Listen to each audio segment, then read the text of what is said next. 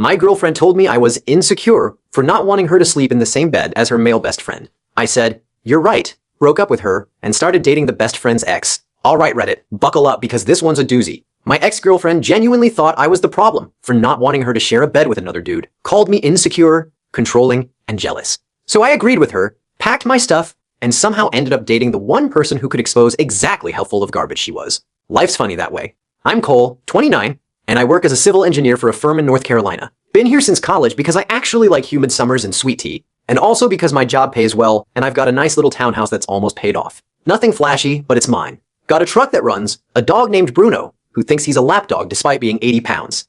And until about 8 months ago, I had a girlfriend named Megan, who I thought was the love of my life. Spoiler alert, she wasn't. My job's pretty straightforward. I design drainage systems, review construction plans, and make sure buildings don't collapse because someone wanted to save money on foundation work. Not glamorous, but it pays well, and I'm good at it. My boss keeps hinting about a promotion to senior engineer, which would mean more money and less time in the field dealing with contractors who think they know more than the guy with the actual degree. The townhouse was a steal. Previous owner had to relocate fast for work and practically gave it away. 2 bedrooms, small backyard, perfect for Bruno. Garage where I keep my workout equipment and tools. I've been slowly upgrading things over the years. New kitchen counters, hardwood floors in the living room, built-in shelves in the office. The kind of stuff that makes you feel like an actual adult instead of a guy pretending to have his life together. Bruno came into my life about 4 years ago when my sister's friend found him wandering the streets looking like he hadn't eaten in weeks. She couldn't keep him in her apartment, so I volunteered temporarily. Temporary turned into permanent the moment that dog curled up on my feet and fell asleep. He's been my shadow ever since, following me from room to room,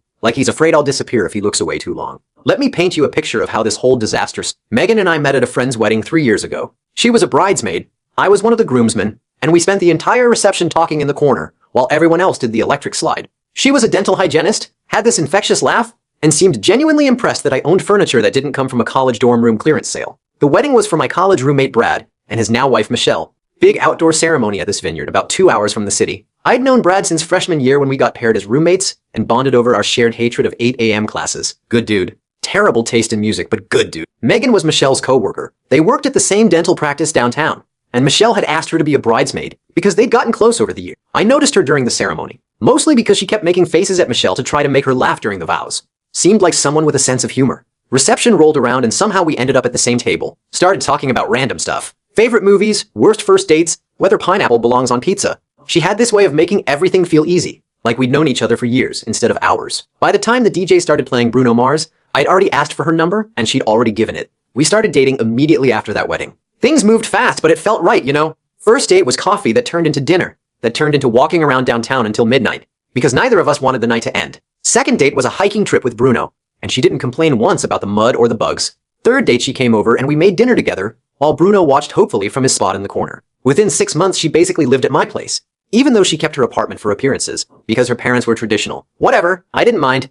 I liked having her around. Bruno liked her too, which in my book was the ultimate seal of approval. That dog has excellent judgment about people. Usually. Her apartment was this tiny studio near downtown where she worked. Barely room for a bed and a couch, no room for a dog, and definitely no room for 2 people to live comfortably. She started spending more and more nights at my place, until the studio was basically just a storage unit she paid rent on. Made more sense for her to just be at my townhouse, where there was actual space to breathe. For almost 3 years, things were solid. We talked about getting married, having kids, the whole 9 yards. I even started looking at rings around our 2-year anniversary, though I never pulled the trigger because something always felt slightly off. Nothing I could pinpoint. Just this gut feeling that I kept ignoring because everything looked perfect on paper. Her parents loved me. Her dad Frank was this gruff contractor who'd built half the houses in their neighborhood, and he respected that I worked with my hands even if mine was more design than labor. Her mom, Patricia, treated me like a son, always making extra food when we visited, and asking about my job like she actually cared about drainage calculation. They kept dropping hints about wedding dates and grandkids, and Megan would laugh and say we were taking things slow. My parents felt the same way about Megan.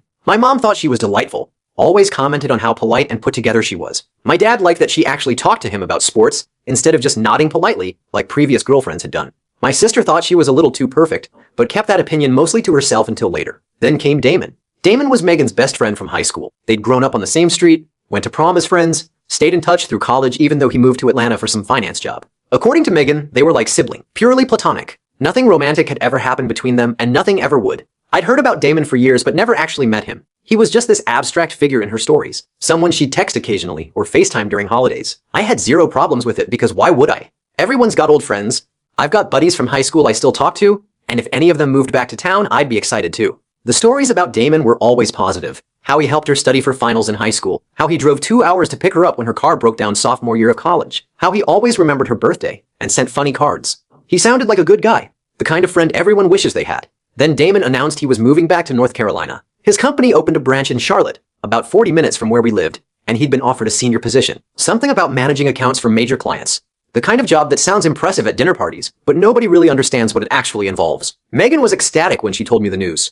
Like bouncing off the walls excited, talking about how they could finally hang out again like the old days. She called me at work to tell me. Couldn't even wait until I got home. Her voice was all high-pitched and happy, going on about how she'd missed him so much and how great it would be to have her best friend nearby again. I smiled and said, "That's awesome, babe." Genuinely happy for her, because I had no reason not to be. I was happy for her. Genuinely. Having your childhood best friend move back to the area seemed like a good thing. Plus, I figured I'd finally get to meet this legendary Damon character, and maybe gain a new buddy in the process. Always good to expand the friend group. The first time I met him was at some Italian restaurant Megan picked out. She'd been planning this dinner for weeks, wanting everything to be perfect for when her 2 favorite people finally met. I showed up in my nice jeans and a button-down, ready to make a good impression on the guy who'd been her friend longer than I'd known her. Damon rolled up 20 minutes late in a BMW that screamed mid-level finance bro trying too hard. He was about my height but thinner, wore clothes that probably cost more than my monthly truck payment, and had this way of looking at you like he was calculating your net worth and finding you lacking. His handshake was the kind where they squeeze too hard to prove something. He barely shook my hand before sliding into the booth next to Megan instead of across from her. First red flag, but I brushed it off. Old friends sit next to each other. No big deal. Dinner was weird. Every story Megan told somehow involved Damon. Every joke was an inside reference I didn't get. Every time I tried to contribute to the conversation, Damon would redirect it back to something from their shared past. I felt like a third wheel at my own girlfriend's dinner. I tried to be engaging. Asked about his job, his apartment search, his plans for the weekend. He gave me these short answers that didn't invite follow-up, then immediately turned back to Megan to tell another story about something that happened in high school. I sat there eating my pasta primavera and wondering if this was what the rest of my relationship was going to look like. But whatever. First meetings are awkward. I gave it time. Except time didn't make things better. It made them worse. Suddenly, Damon was everywhere. Megan wanted him to come to our game nights. Megan wanted him to join us for Sunday brunch. Megan wanted to go help him decorate his new apartment and spent an entire Saturday there while I was at work. She'd come home talking about his amazing view and his fancy kitchen and how he was such a natural decorator. The game nights were the worst. We'd have friends over for board games and food, something we'd been doing for years. And suddenly Damon was a permanent fixture. He'd show up late, make comments about how the games we played were too basic, and spend half the night on his phone while the rest of us actually participated. But Megan would light up whenever he arrived. Like the party didn't start until he walked through the door. My buddy Travis noticed it before I wanted to admit it to myself. Pulled me aside during one of those game nights while Megan and Damon were having some private conversation in my kitchen. "Dude," Travis said with this concerned look. "You seeing what I'm seeing?" I shrugged. "They're just catching up. Old friends." Travis gave me the look. The one that says I'm being an idiot, but he's too polite to say it directly. "Sure, man. Whatever you say." The real problem started about 2 months after Damon moved back. Megan came home one Thursday night and casually mentioned that she and Damon were planning a weekend trip to Asheville together. Just the two of them. To check out some music festival. I looked up from the pasta I was making. "Excuse me, what?" She looked at me like I'd asked her to explain basic math. "It's just a weekend trip, Cole. We used to do this kind of stuff all the time in high school. You're being weird about it." I wasn't being weird about it. I was being a normal person who found it strange that his girlfriend wanted to spend a weekend alone with another guy. But apparently, that made me insecure. I asked if I could come along. Suddenly, there weren't enough tickets. I asked if her friend Rachel wanted to go and make it a group thing. Megan said that would be awkward because Rachel didn't know Damon that well. Every solution I offered got shot down with some excuse that didn't quite make sense. The excuses were creative. I'll give her that. The hotel only had 1 room left. Damon's car only seats 2 comfortably for long trips. The festival was sold out except for the 2 tickets they'd already bought. It was like she'd anticipated every possible objection and preloaded a response. Fine. I decided to trust her. She went to Asheville, sent me a few pictures, came back Sunday night acting totally normal. I asked how it went, and she said it was fun. And that was pretty much the end of the discussion. The pictures were mostly of scenery, mountains, the music stage from a distance, one selfie of her and Damon at a coffee shop that I stared at way longer than I should have, trying to read something into the way they were standing. I told myself I was being paranoid. She'd never given me a reason not to trust her, but something had shifted. I couldn't put my finger on it, but she seemed different after that trip. More distant, more attached to her phone, more likely to step outside to take calls that were supposedly from work. The texts that used to be out in the open were now angled away from me, like she didn't want me seeing the screen. Small things started adding up. She stopped leaving her phone on the counter when she showered. She changed her password and claimed it was for security. She got defensive when I asked casual questions about her day. Every conversation felt like there was a subtext I wasn't supposed to notice. Then the sleeping arrangement conversation happened. Megan's parents were renewing their vows for their 30th anniversary. Big party, whole family coming in from out of state. They'd rented this lodge up in the mountains that could sleep like 30 people. Megan was obviously invited, and so was I. as her long-term boyfriend, who her parents actually liked. She'd been talking about this event for months. How meaningful it was that her parents were still together, after 30 years. How she hoped we'd do something similar someday. How important it was that I'd be there to meet all her extended family and show them we were serious. When we were going over the sleeping arrangements, Megan mentioned casually that she'd be sharing a room with Damon. I literally stopped mid-sentence. Come again? She explained it like I was a child. The lodge had limited rooms. Family members got priority. Since Damon was basically family and I was technically not a blood relative, it made more sense for her and Damon to share a room while I bunked with her cousin Brandon. Her tone was so matter-of-fact, like she was explaining why water is wet. Just basic logic that any reasonable person would understand and accept without question. The sky is blue, grass is green, and obviously your girlfriend should share a bed with another man at family events. I just stared at her. You want to share a bed with another man while I sleep in a different room? It's not a big deal, Cole. It's Damon. He's like my brother. We've shared beds plenty of times growing up. You're being really insecure about this.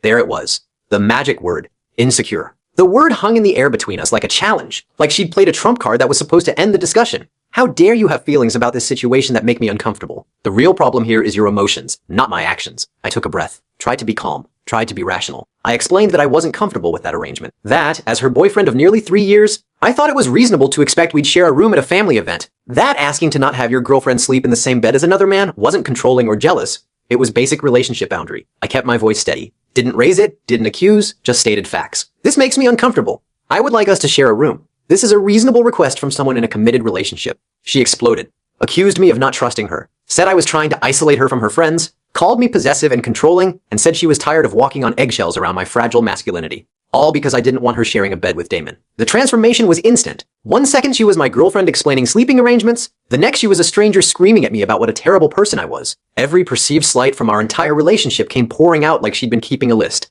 The time I asked who she was texting. The time I suggested maybe she spent too much time with Damon. The time I looked at her phone and she caught me. I let her rant for a good 5 minutes. Just stood there with my arms crossed while she unloaded every accusation she could think of. When she finally ran out of steam and stood there breathing heavily with tears in her eyes, I said the only thing that made sense in that moment. You're right. I am insecure. I'm so insecure that I don't want to be in a relationship where my girlfriend thinks sleeping with another man is normal. So let's fix that. She looked confused. Fix what? This. Us. I'm done. The words came out calm and clear. No anger, no emotion, just a decision I'd apparently already made somewhere in the back of my mind while she was screaming at me. The switch had flipped. I was no longer trying to salvage anything. I was just stating facts. She literally laughed. You're breaking up with me because I want to share a room with my best friend? I'm breaking up with you because you think I'm the problem for having a problem with that. You've been putting Damon first for months and I've been making excuses for it. But this is where I draw the line. What followed was about an hour of her cycling through every manipulation tactic in the book. She cried. She apologized. She said she'd tell her parents we needed our own room. She accused me of overreacting. She threatened to leave and never come back. She begged me to calm down and think about this rationally. The crying came first. Deep, heaving sobs about how she couldn't believe I was doing this. How I was throwing away everything we'd built over something so stupid. Then the apology. She didn't mean to call me insecure. She was just stressed about the party and it came out wrong. Then the bargaining. Okay, we can share a room. She'd talk to her parents. Damon could room with Brandon instead. Problem solved. Why was I still upset? She was fixing it. Then the anger again. Fine. If I wanted to be unreasonable, she'd leave. She didn't need this. She didn't need someone who couldn't handle her having friends. She grabbed her purse and headed for the door, then stopped and turned around like she was waiting for me to chase her. I didn't move. I stayed calm the whole time. Just kept packing her stuff into boxes while she spiraled. Her books from the shelf, her extra clothes from the closet, the toiletries from the bathroom. Bruno watched from his bed with his head tilted, probably confused about why I was touching stuff that smelled like her. Finally, she hit me with the classic, "You're going to regret this. You'll never find someone who loves you like I do. Maybe. But at least I won't find someone who gaslights me about basic boundaries either. Doors that way." She left. Bruno didn't even get up from his bed to say goodbye, which I took as validation of my life choices. Good boy knew what was up. The next few weeks were rough, not gonna lie. 3 years is a long time to be with someone. Even when you know the breakup was right, there's still an adjustment period. My buddy Travis came over most nights to help me eat pizza and watch action movies. We'd sit on the couch with Bruno between us and trash talk Megan while pretending we were totally fine. Travis had been through his own bad breakup a couple years back, so he knew exactly what I needed. No advice, no platitudes, just company and distraction. We rewatched the entire Fast and Furious franchise. We played video games until 2 a.m. We went to the gym together and lifted until my muscles screamed. Work helped too. Threw myself into projects that needed attention, stayed late reviewing plans, volunteered for site visits that nobody else wanted. My boss noticed the extra effort and started talking more seriously about that promotion. Silver linings. What I wasn't expecting was the message from a girl named Whitney. It came through Instagram about 3 weeks after the breakup. I didn't recognize the name at first, but when I clicked on her profile, I realized she looked vaguely familiar. Couldn't place where I'd seen her before. Brown hair, green eyes, Picture of her with a golden retriever on a beach. Her message was simple. Hey, I know this is random, but I think we should talk. I used to date Damon and I have some information you might want to hear. Normally I'd ignore something like this. Sounded like drama I didn't need, but something made me respond. Maybe it was curiosity. Maybe it was the fact that she was really pretty and I was newly single. Maybe it was the fact that she mentioned Damon specifically and I wanted answers about what exactly had been going on. I typed back, I'm listening. We agreed to meet at a coffee shop the next day. Neutral territory. Public place. Just in case this was some weird setup or she turned out to be crazy. Travis thought I was nuts for going. What if she's working with them? What if it's a trap? I told him he watched too many movies. Whitney showed up looking nervous but determined. She was about my age, wore jeans and a casual sweater, and had these green eyes that made it hard to focus on what she was saying at first. She ordered a black coffee, sat down across from me, and started talking. Turns out Whitney and Damon had dated for 2 years while he was in Atlanta. She'd moved there to be with him, gave up her apartment and her job in Raleigh, basically built her whole life around this guy. They'd talked about getting married. She thought they were solid. She'd been a veterinary technician in Raleigh, working at a clinic she loved with coworkers who felt like family. When Damon suggested she move to Atlanta to be with him, she'd been hesitant at first, but he'd been so convincing. Said they couldn't build a future if they were always living in different cities. Said he wanted to come home to her every night. Said he was ready to be serious. So she moved, found a new job, made new friends, started planning a future that revolved around being Damon's partner. Then Megan came to visit. According to Whitney, she noticed something off immediately when Megan arrived for a long weekend visit. The way Damon looked at her. The inside jokes. The casual touches that seemed too familiar. Whitney brushed it off at first because Damon swore they were just friends. Childhood best friends. Practically siblings. Sound familiar? The visit was supposed to be 3 days.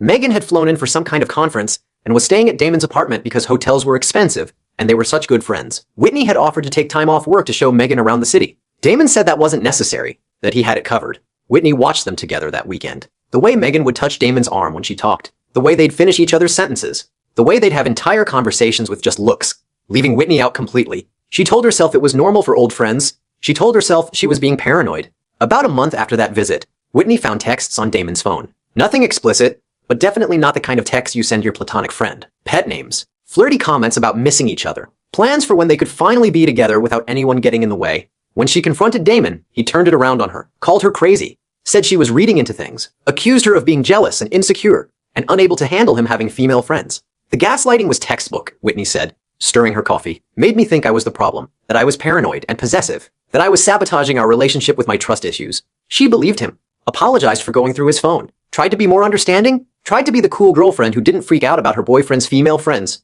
6 months later, Damon announced he was moving back to North Carolina, said it was for work, said it had nothing to do with Megan. Whitney offered to move with him. He said no, said they needed space, said long distance would be good for them. Whitney's voice got quiet when she talked about that part. How she'd begged him to let her come. How she'd offered to find a new job, make new friends again, start over in a new city. How he'd gotten irritated and said she was being clingy and he needed room to breathe. They broke up a week later and she never heard from him again until she saw on Instagram that he'd moved to Charlotte, right near where Megan lived. What a coincidence. I sat there processing all of this while my coffee went cold. Whitney was watching me with this mixture of sympathy and vindication, like she'd been waiting months to tell someone this story, and finally found someone who'd believe her. So you think they were together the whole time? I asked. Whitney shook her head. I don't think they were physical while we were dating. But emotionally? Absolutely. Megan was always his real priority. I was just keeping the seat warm until he could get back to her. That hit different, because that's exactly what I'd been to Megan. A seat warmer. A placeholder boyfriend who served a purpose until Damon could step back into the picture. 3 years of my life building toward a future that she was never actually planning to share with me. Whitney and I talked for 3 hours that day. Compared timelines, matched up stories, realized that Damon and Megan had been playing a long game that neither of us saw coming. By the time we left that coffee shop, I had a pretty clear picture of what had really been going on. The timelines synced up perfectly. When Megan started acting distant, that matched when Damon started pulling away from Whitney. When Damon announced his move to Charlotte, Megan had suddenly become very interested in our future and whether I was serious about us, like she was locking me in just in case her other option fell through. But here's the thing about Whitney. She wasn't just a source of information. She was actually really cool. She was smart and funny and had this dry sense of humor that matched mine perfectly. She'd been through something similar and understood exactly why I was hurt without me having to explain it. She didn't tell me I was overreacting or being too sensitive. She just nodded and said, yeah, that tracks. She had a rescue dog named Biscuit, who apparently got along great with Bruno, which she mentioned casually, like it wasn't a big deal. She showed me pictures on her phone. Golden retriever mix, big dopey smile, tongue hanging out of his mouth in every shot. We exchanged numbers for future information sharing. That turned into texting about random stuff. Memes about dogs, complaints about work, random thoughts at midnight that didn't need a response but felt good to share with someone who got it. That turned into meeting for coffee again. Then dinner at a taco place she liked. Then a hiking trip with both dogs where Biscuit and Bruno spent the entire time chasing each other around like idiots while we walked behind them laughing. About 2 months after that first coffee meeting, Whitney and I made it official. Nothing dramatic, no big announcement, just a natural progression from two people bonding over shared trauma to two people actually liking each other as humans. She came over for dinner one night, and we were watching some movie neither of us was really paying attention to, and I just asked her, "Are we doing this? Like, officially?" She smiled and said, "I thought we already were." And that was that. My friends thought it was hilarious. Travis nearly choked on his pizza when I told him, "You're dating your ex's boyfriend's ex? That's like some telenovela garbage, dude." I love it. Whitney's friends had a similar reaction. Apparently, there was a group chat dedicated entirely to updates on the situation, which I found both flattering and slightly terrifying. Whitney showed me some of the messages, and they were rooting for us like we were characters in a show they were watching. Word got back to Megan fast. Within a week of us posting a picture together, my phone started blowing up. First came the text from mutual friends fishing for information. "Hey man, heard you're seeing someone new. What's the story?" Then came the passive-aggressive Instagram story post from Megan about how some people will believe anything and how fake people always find each other. Then came the direct contact. Her first text was almost polite. "Hey, I heard you're seeing Whitney. Just wanted to let you know she's a compulsive liar, and you shouldn't believe anything she says about me or Damon." I showed Whitney the message. She laughed so hard she snorted. "Yeah, I'm the liar. That's rich coming from the girl who told her boyfriend she and Damon were like siblings while probably planning their wedding." I didn't respond to Megan. Just kept living my life. That made her escalate. Then came the late-night calls. I'd wake up to missed calls at 2 a.m. No voicemails, just Megan's name lighting up my phone screen. I blocked her number. She called from Damon's phone. I blocked that too. She made a new Instagram account just to message me. Finally, I broke my silence with one simple response. "I've got nothing to say to you. Stop contacting me." Whitney got a message from Damon about a week later. First time he'd reached out since their breakup over a year ago. The message was dripping with fake concern. "Hey, just wanted to check in and make sure you're okay. I heard you're seeing Megan's ex and I'm a little worried about you. Cole can be really manipulative and I'd hate to see you get hurt. If you ever need to talk, I'm here for you." Whitney screenshotted it and sent it to me with the caption, "The audacity of this man." We laughed about it. But underneath the humor, there was something satisfying about seeing them squirm. They'd spent so long manipulating both of us, playing these games behind our backs, and now the two people they'd hurt had found each other and were actually happy. From what I heard through the grapevine, Megan and Damon's relationship wasn't going great. Turns out when you build a relationship on lies and manipulation, it's hard to trust each other. Megan was constantly worried Damon was doing to her what he did to Whitney. Damon was frustrated that Megan kept tabs on his every move. They fought constantly, broke up, and got back together multiple times, and generally made each other miserable. Mutual friends would mention it casually. "Heard Megan and Damon are fighting again?" Apparently she found some texts he didn't want her to see. He says she's being paranoid. Sound familiar? Meanwhile, Whitney and I were doing great. Bruno and Biscuit became best friends, which meant most weekends involved hiking trips, or beach days, with two extremely happy dogs. Whitney started teaching me about animals since she worked at the vet clinic, and I'd come home with random facts about dog nutrition, or how to tell if your pet is anxious. Turned out my approach to feeding Bruno was all wrong, and she helped me switch him to a better diet that had him acting like a puppy again. Her parents loved me. Drove up to meet them about 3 months in, nervous as anything, and her dad immediately wanted to show me his workshop and talk about tools for 2 hours. Her mom made enough food to feed an army, and kept asking about my job, like she actually cared about drainage systems. Good people. The kind who raised their daughter right, and it showed. My parents loved her. My mom kept calling her a breath of fresh air after Megan. My dad said she seemed like someone with a good head on her shoulders. My sister, who'd never really liked Megan but kept it quiet, pulled me aside and said, "This one's a keeper." Everything just clicked in a way that my relationship with Megan never had. Then came the confrontation. Whitney and I were at this local farmer's market on a Saturday morning, grabbing vegetables and walking around with our dogs, when I spotted them across the crowd. Megan and Damon, walking toward us like it was some kind of ambush. I felt Whitney tense up beside me. I put my hand on her back. "It's fine. We've got nothing to hide." They approached us with this weird energy, like they couldn't decide if they wanted to fight or pretend everything was normal. Megan had lost weight and looked tired. Dark circles under her eyes that makeup wasn't quite covering. Damon looked exactly the same, still with that smug expression that made me want to punch him. "Cole, Whitney." Megan's voice was tight. "What a coincidence." Whitney smiled sweetly. "Is it though? You've been stalking Cole's location on Snapchat for months. I figured you'd show up eventually." Megan's face went red. "I don't know what you're talking about." "Sure you don't." Whitney turned to Damon. "Hey Damon, still gaslighting women about your emotional affairs? Or did you finally admit the truth?" Damon's jaw tightened. "You need to move on, Whitney. This obsession isn't healthy." I actually laughed out loud at that. Obsession? She literally hadn't thought about you in months until you slid into her DMs pretending to be concerned. That was rich, by the way. Really convincing. Damon stepped forward like he wanted to get in my face. "You stole my girlfriend." "I didn't steal anyone." Whitney made her own choice, just like Megan made hers. Funny how that works when people actually get to make informed decisions instead of being lied to. Megan grabbed Damon's arm. "Let's just go. This isn't worth it." But Damon wasn't done. He had this need to have the last word, like every insecure man who'd spent his whole life pretending to be more than he was. "You two deserve each other," he said with a sneer. A paranoid liar and a controlling jerk. Perfect match. Whitney stepped forward before I could respond. Actually, we do deserve each other. We deserve people who don't manipulate and gaslight and treat their partners like placeholders. So thanks, I guess. If you two hadn't been so awful, we never would have found each other. She grabbed my hand and we walked away, leaving them standing there in the middle of the farmer's market, looking like they'd just been slapped. Bruno and Biscuit trotted alongside us like nothing had happened, more interested in the smell of fresh bread from a nearby stall. We didn't talk about it much on the drive home. Just put on some music and let the dogs hang their heads out the windows while the scenery rolled by. When we got back to my place, Whitney went straight to the kitchen and started making lunch like it was any other Saturday. You okay? I asked from the doorway. She shrugged. Yeah, actually, I thought that would feel worse, seeing him again. But honestly, he just looked kinda pathetic. Like he's already running out of people to manipulate. I walked over and kissed her forehead. That's because you've got better things to focus on now. She smiled. Yeah, like figuring out whose turn it is to do dishes. Travis called me that night after hearing about the confrontation through the grapevine. Apparently someone at the farmer's market knew someone who knew someone, and the whole thing had spread through our social circle like wildfire. Dude, Travis said, barely containing his laughter. I heard Whitney absolutely destroyed them,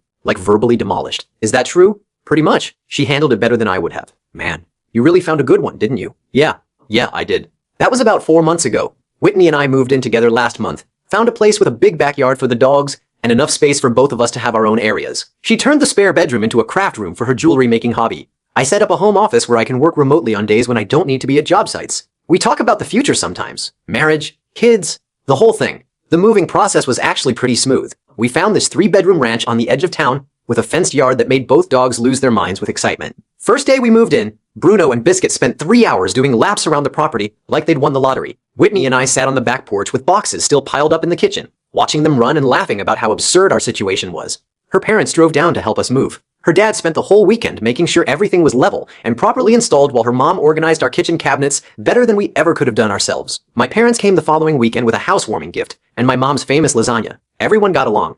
Everyone was happy. It felt like the start of something real. About 2 months ago, Megan and Damon finally broke up for good. Apparently, Megan caught him texting another girl. Some old friend from college who he swore was just a friend. She finally experienced what Whitney and I had been trying to tell her all along. She tried reaching out to me one more time after the breakup. A long message about how she finally understood what she'd lost. I read it, typed out, I appreciate you reaching out, but I'm not interested. I've moved on. Take care. Blocked her number and went back to cooking dinner with Whitney. Last week, Travis forwarded me a screenshot from Megan's Facebook. She'd moved back in with her parents. Posted some vague status about starting over and finding herself. The comments were full of supportive messages from people who had no idea what she'd actually done. Travis sent a follow-up text. Karma really did its job on this one, huh? Yeah, it did. Whitney came up behind me while I was reading the messages and wrapped her arms around my waist. What are you looking at? I showed her the screenshot. She read it, shrugged, and went back to chopping vegetables for dinner. Huh. Anyway, Biscuit needs his walk after we eat. Your turn tonight. Bruno and Biscuit are currently passed out on the couch after a long morning at the dog park. Whitney's humming some song I don't recognize while she sets the table. Someone told me this would make a good Reddit post, so here we are. Guys, we are so close to hit 100,000 subscribers on this channel. If you are not subscribed to the channel, please consider subscribing. It really helps hit that 100,000 mark. Thanks for making this dream come true.